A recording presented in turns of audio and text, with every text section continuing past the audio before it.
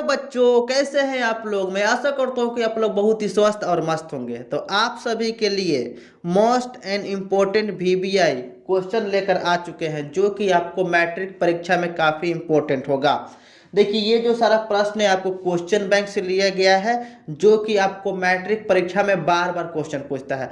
अगर चाहते हैं कि एक मंथ में मैट्रिक परीक्षा कैसे तैयारी करें, अब मैथ का समझ में आकर नहीं आता है, कोई भी सवाल आपको समझ में नहीं आता है, तो जो जो हम आप वीडियो बता रहे हैं और जो जो क्वेश्चन को अपलोड कर रहे हैं आप उसको देख कर जाइए।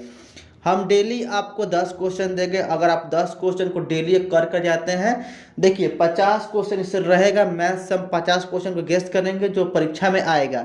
तो अगर 50 क्वेश्चन को आप लोग सही तरीके से आप लोग यूज कर लेते हैं, मतलब सही तरीके से पढ़ लेते हैं, तो वही आपको प्रश्न आएगा। तो डेली आपको 10 क्वेश्चन अपलोड होगा यूट्यूब पर, आप उसको देख कर जाइएगा। तो मात्र 5 दिन में आप मैट्रिक के में मैथ का क्वेश्चन को आप लोग सॉल्व कर लेंगे, ठीक ना।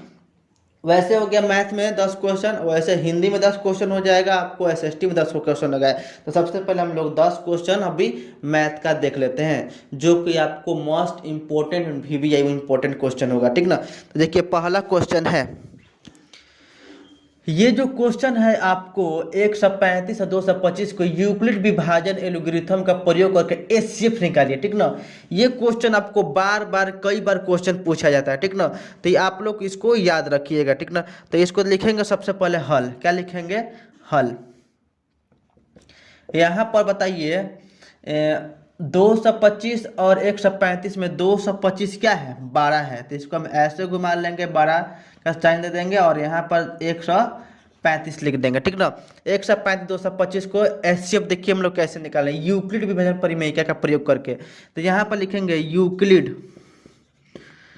यूक्लिड विभाजन एल्गोरिथम बोल सकते हैं या आप परिमेयिका बोल सकते हैं, ठीक ना। दोनों में से आप कोई भी आप एक नाम बोल सकते हैं।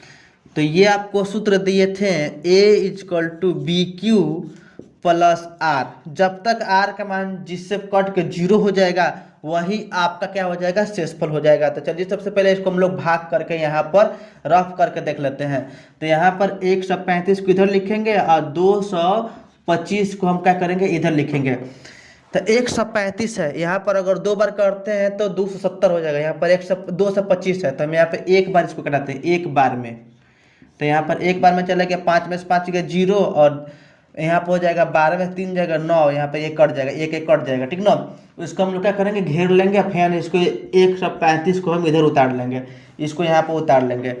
अब यहाँ पर 90 है, 90 दूना कितना होता है, 180 होता है। तो 180 काफ़ी ज़्यादा हो जाएगा, तो इसको नहीं लेंगे। तो यहाँ पर लेंगे 90 एकम 90, ठीक ना। तो यहाँ पर 5 में 0 जाएगा तो 5 हो जाएगा, 13 में से 4, 13 में से 9 जाएगा तो आपका क्या हो जाएगा, 4। फिर इसको घेरेंगे, फिर इसको उतार लेंगे। तब 45 दूना क्या होता है, 90, 45 दूना क्या होता है, 90। तो यहाँ पर आपका शेषफल क्या बच जाएगा, 0 बच जाएगा। शेषफल क्या हो जाएगा आपका, 0। तो इसी को आपको क्या करना है, यूक्लिड विभाजन एल्गोरिथम पर सजा देना है। तो यहाँ पर सबसे पहले बीच वाले को हम लोग क्या बोलते हैं, ए बोलते हैं। क्या बोलते हैं, इसको ए बोलते हैं। तो यहाँ पर सबसे पहले लिखेंगे 225 इजकल टू, इसको क्या बोलते हैं, बी बोलते हैं, इसको क्या बोलते हैं, क्यू बोलते हैं। तो बी लिख देंगे यहाँ पर 135 गुने, इसको यहाँ पर गुना कर देंगे 1, और शेषफल कितना बचा है, 90 बचा है, आर, यानी यहाँ पर 90 लिख देंगे, ठीक ना। यहाँ पर देखिए शेषफल का मान क्या है, 0 नहीं आया, लिख देंगे आर इक्वल टू नॉट 0 अभी हुआ है, ठीक ना। नेक्स्ट लिखेंगे 135 इधर वाला लिखेंगे, 90 में 1 से गुना हुआ तो यहाँ पर 90 लिख देंगे और यहाँ पर 1 कर देंगे। शेषफल कितना बचा है, 45। यहाँ पर आप लोग सही समझे, इसको सबसे पहले इधर लिखेंगे, उसके बाद 90 वालों को यहाँ पर, फिर यहाँ पर जो 1 है इसमें मल्टीप्लाई कर, 90 इसको 1 से मल्टीप्लाई कर देंगे, इसको जोड़ देंगे, इसको आगे लिखेंगे और इसको इसमें गुना करके इसको करेंगे, जोड़ देंगे। फिर इसके बाद क्या करेंगे, आगे लिखेंगे, यहाँ पर भी आर का मान क्या आया, 0 नहीं आया। फिर इसको क्या करेंगे, हम आगे लिखेंगे, 90 को हम क्या करेंगे, आगे लिखेंगे और यहाँ पर 45 को उसके बाद 45 में क्या करेंगे, 2 से गुना करेंगे और यहाँ पर शेषफल का बच जाएगा 0। तो यहाँ पर देखिए शेषफल आर का मान क्या हो गया, 0। तो जिससे पूरा पूरा कट गया वही आपका क्या हो जाएगा, एचसीएफ हो जाएगा। यहाँ पर लिख देंगे चूँकि HCF is equal to 45। I hope आपको ये प्रश्न समझ में आ गया होगा। तो हम नेक्स्ट प्रश्न की ओर आगे बढ़ते हैं। 2 नंबर क्वेश्चन देखिए, 2 नंबर इसको आप लोग स्क्रीनशॉट कर लीजिए, हट जाते हैं, स्क्रीनशॉट कर लीजिए।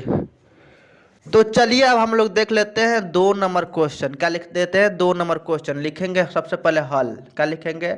हल। 510 को आपको सबसे पहले क्या करना पड़ेगा? तोड़ना पड़ेगा। तो 510 को आपको 2 बार में तोड़ते हैं 2 के टेबल से, तो 4 आपको 2 बार में चल जाएगा, एक हाथ से में तो 11 हो जाएगा। 10 आपको चल जाएगा 5 बार में, फिर 10 आपको 5 बार में चल जाएगा, ठीक ना।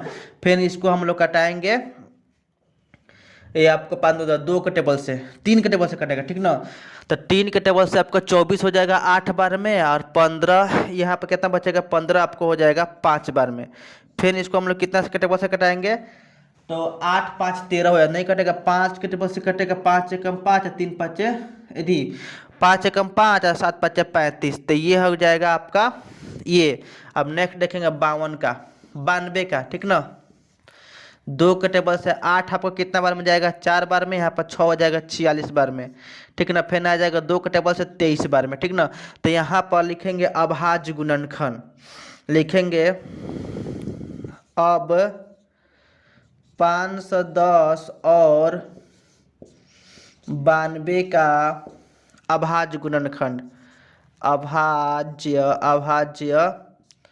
गुणनखंड, गुणनखंड।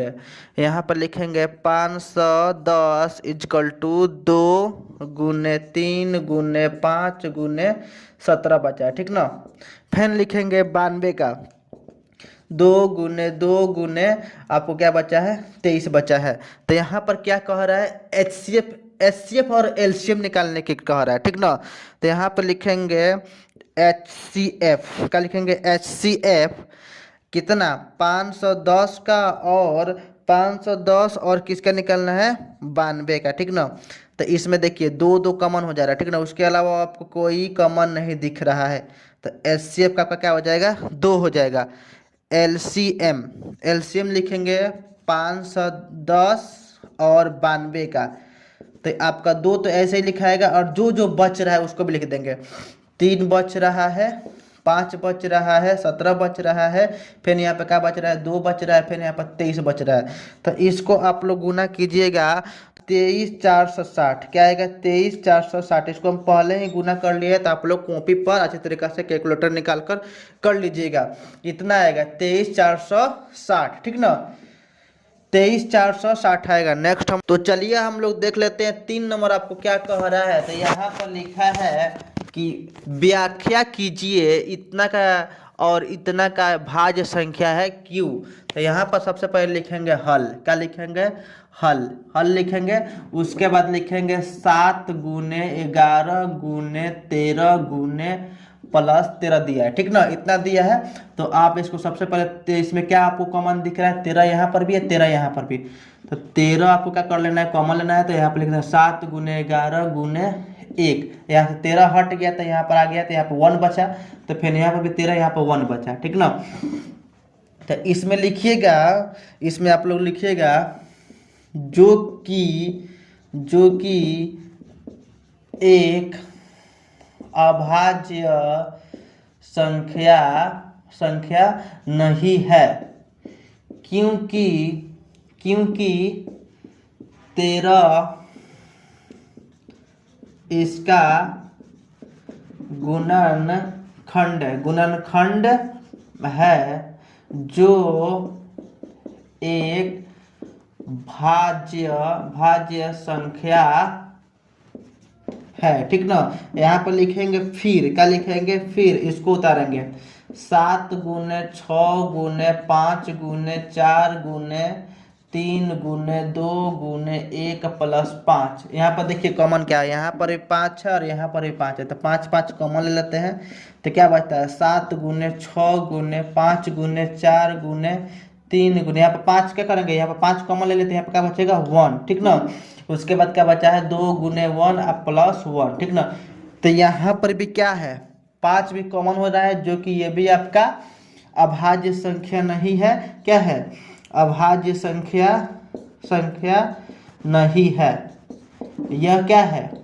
यह भाज्य संख्या है। क्या है? भाज्य संख्या है, क्योंकि लिख देंगे, क्योंकि 5 इसका गुणनखंड है, ठीक ना, गुणनखंड है। इसको आप लोग को भी पर अच्छी तरीके से लिख लीजिए और इसका स्क्रीनशॉट कर लीजिए। हम हट रहे हैं अभी, इसका स्क्रीनशॉट कीजिए, फटाक देना।